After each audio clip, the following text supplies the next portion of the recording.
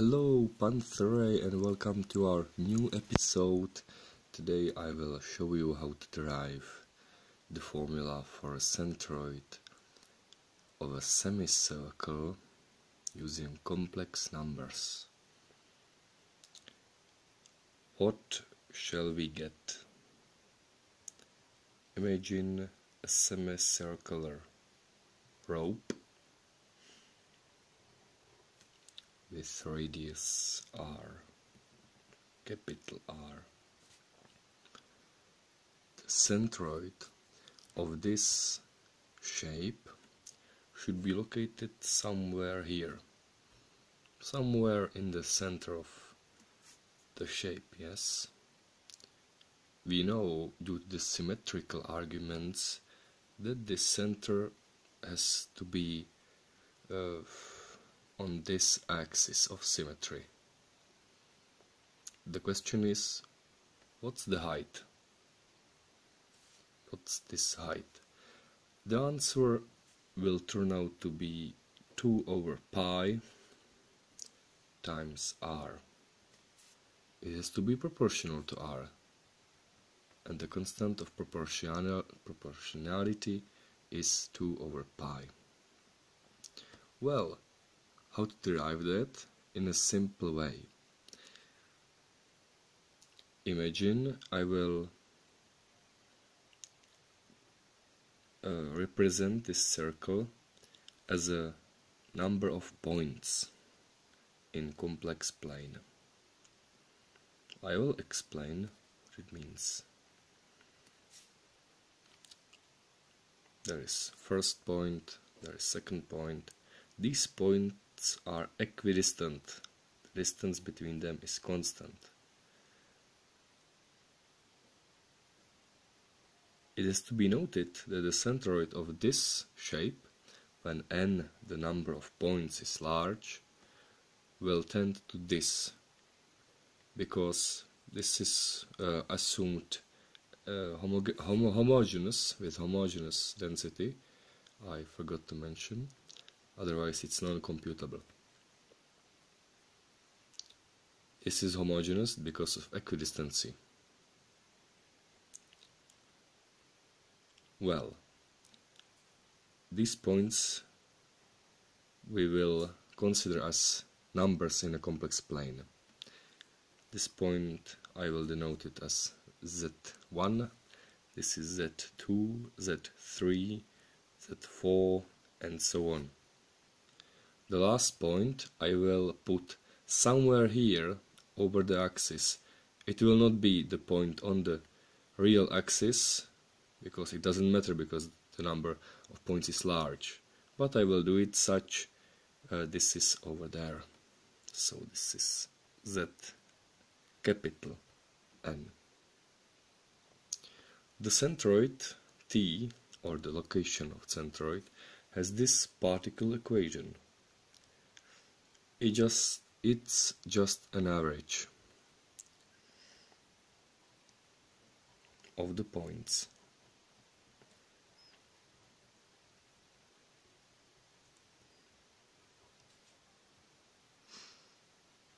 Well, but you see, these points are in circle. First, let us assume, without loss of generality, the radius is 1. There is no problem assuming the radius is 1, because when the radius is r, we can just multiply it because it has to be proportional. When the radius is 1, that means that this is some angle alpha. I don't know the angle, but this is alpha. Z1 is equal to exactly 1. And the distance between the center and of the axis of the origin is distance between the origin to each point is exactly 1. And the angles are also the same, because the points are equidistant. You know the basic property of multiplication of complex numbers. If you multiply two complex numbers, their angles will add up and their distances will multiply. Since the distance is always 1, you can see that this sum, which is equal to z1 plus z2 plus z3 plus z4 and so on, plus zn is the last term, can be written as a multiples of z2.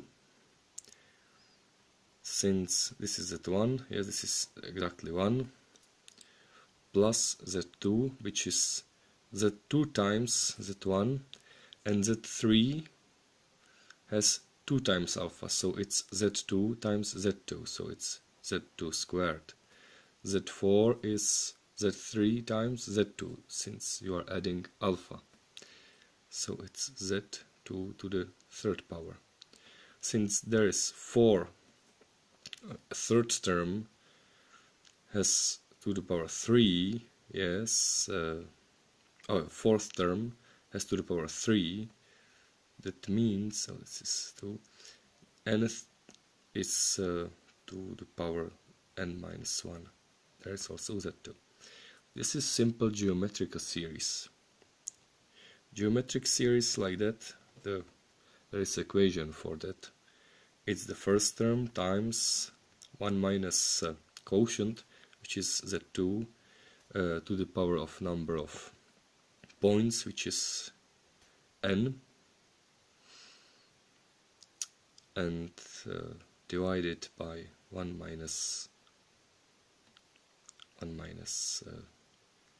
z2. Oh, I don't know why I was choosing Zn to be here.